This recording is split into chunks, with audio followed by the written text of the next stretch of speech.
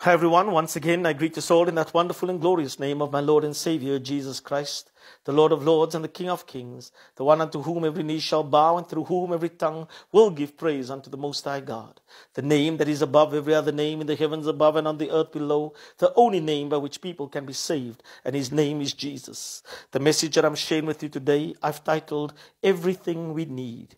My foundational text today is taken from the book of 2 Peter chapter 1 verse 3.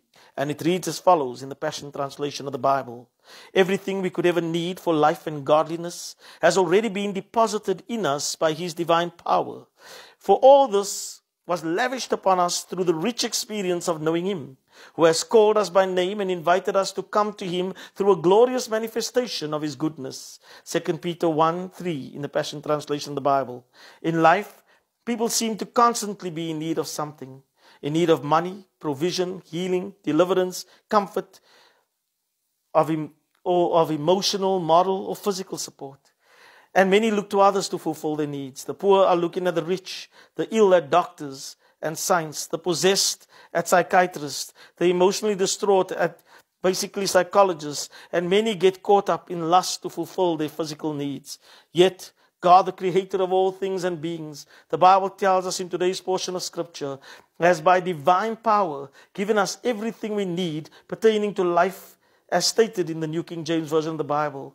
He gave it to us when He sent His Son Jesus out of His love for the world to save us from eternal destruction, from bondage to sin, and from unfulfilled life. The Apostle Paul wrote, "And this same God who takes care of me will supply all your needs from His glorious riches, which have been given to us in Christ." Philippians 4:19. My friends, whatever we are in need of, God has made available to us through the crucifixion, death, and resurrection of Jesus.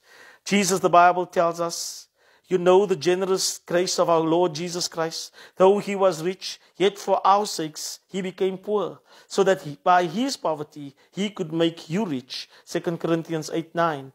Jesus never only came to make available the free gift of eternal life to us and to free us from the bondage of the power of sin. He also came to liberate us from poverty so that we don't have to be in need of money, but so that we can have more than enough and meet the needs of others. The highest form of being blessed is not to get, but to give.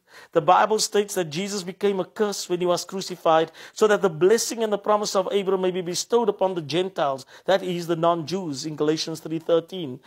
And God said to Abraham that He would bless Abraham to be a blessing, not a burden, in Genesis 12:2. And when we put our faith in Jesus by believing that He died for our sins, that same blessing is bestowed upon us. It doesn't mean we don't ever have to accept or receive anything from others, even from those less fortunate than us. Jesus never lacked anything. Everything was at His disposal. He prayed and food multiplied. When they were required to pay temple tax, He sent Peter to get it from the mouth of a fish. When He required a donkey, He sent His disciples to the exact place where they could find one and tell anyone who asked to say that the Master was in need of it. In Matthew 21, we can read that. And when He was in need of a place to host the Last Supper, He sent them to find a specific man that would take them to a room that was already set up in Luke 22. Yet, in Luke chapter 8, we read that women supported Jesus' ministry from their own resources. Jesus was humble enough to receive because He understood that by receiving from them, it enables them to get into a position to be blessed. The Bible states, you must each decide in your heart how much to give. And don't give reluctantly or in response to pressure. For God loves a person who gives cheerfully. And God will generously provide all you need. Then you will always have everything you need and plenty left over to share with others in 2 Corinthians 9:7-8. Through Jesus, divine healing has been made available to us. The Bible states He sent His word and healed them and delivered them from their destruction. Psalms 107 verse 20.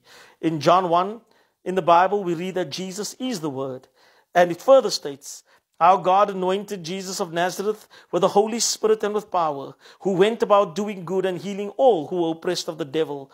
For God was with Him. Acts 10:38. Illness and disease, my friends, is an affliction of the devil. And when Jesus was scourged before He was crucified, He made available to us divine healing. As it is written, Christ Himself carried our sins in His body to the cross, so that we might die to sin and live for righteousness. For it is by his wounds that you have been healed. 2 Peter 2:24.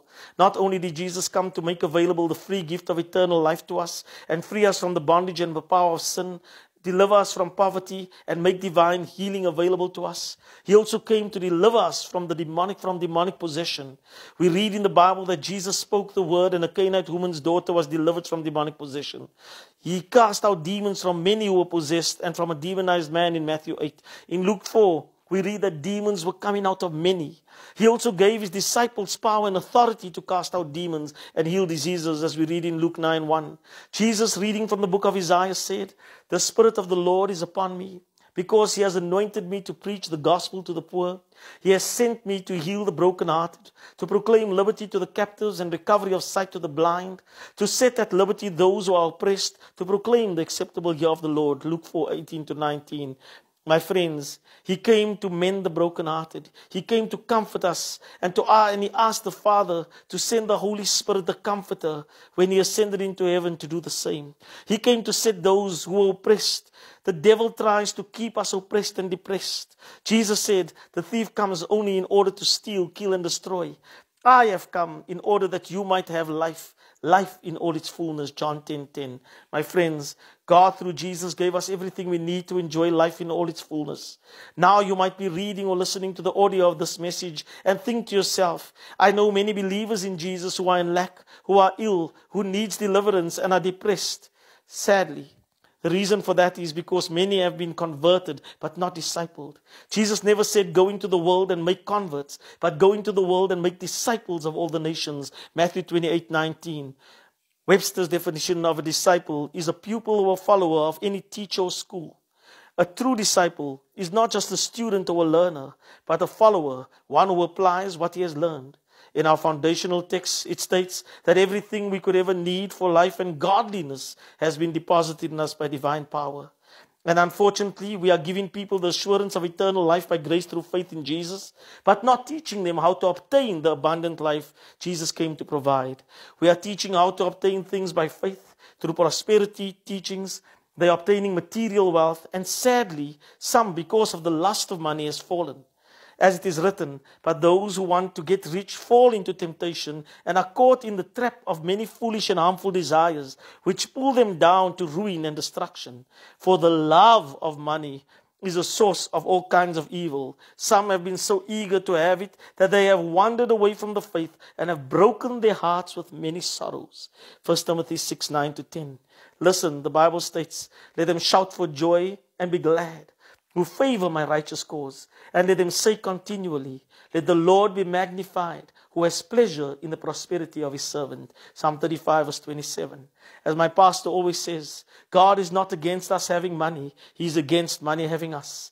I'm not against faith or prosperity preaching, but if that's the central focus of our preaching, we have missed it. Jesus had access to everything, but he never went around through Jerusalem with a fancy Roman carriage pulled by 12 Arabian horses. He told people, "Take heed and beware of covetousness, for one's life does not consist of the abundance of the things that he possesses," in Luke 12:15. Material wealth is not the blessing of God. It is one of the things produced by the blessing. The Bible states the blessing of the Lord makes one rich, and he adds no sorrow to it. Proverbs 10:22. God doesn't give material wealth and then poor health, or a broken marriage, or undisciplined children that causes you sorrow. If we want the abundant life that Jesus came to give, to manifest in our lives, we need to operate in godliness. Dictionary.com defines godliness as the quality or the practice of conforming to the laws and wishes of God, devoutness and moral uprightness. To be wise is to live in godliness, reflecting the nature of the kingdom of God in the course of everyday life. When we make disciples of Jesus, we are teaching them the principles and disciplines that Jesus applied. We have to let them know that they are made righteous not by doing good deeds or through strict observance of religious practices, but by grace through faith in Jesus. That God placed our sin upon Jesus so that we can be the righteousness of God in him. That the righteousness God made available to us is obtained by faith, by believing in our heart, and salvation by the declaration of our faith, as stated in Romans 10.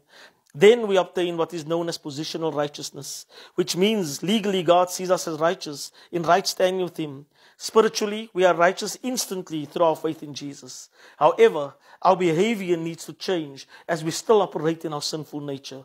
That's what we refer to as practical righteousness, which has to be applied by meditating upon the Word of God and applying it to our life. A disciple, as we read, is one that not only follows but applies the teachings. So it's important to know the Word of God, as the Bible states, my people perish through lack of knowledge, in order for us to apply the Word of God. So yes, as many would say, right believing produces right living, so we teach people to see themselves as righteous.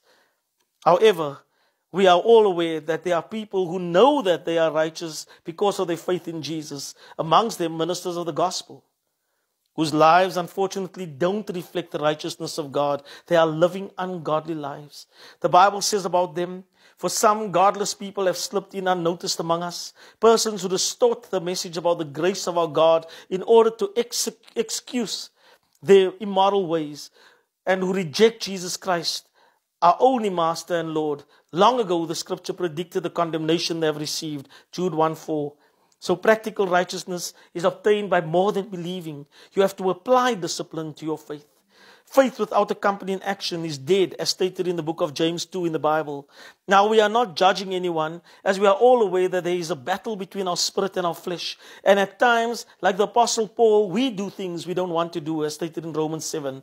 The problem is we refuse to acknowledge our sins. That is when the problem comes in, when we refuse to acknowledge our sins. Sadly, pride and arrogance causes us not to want to repent.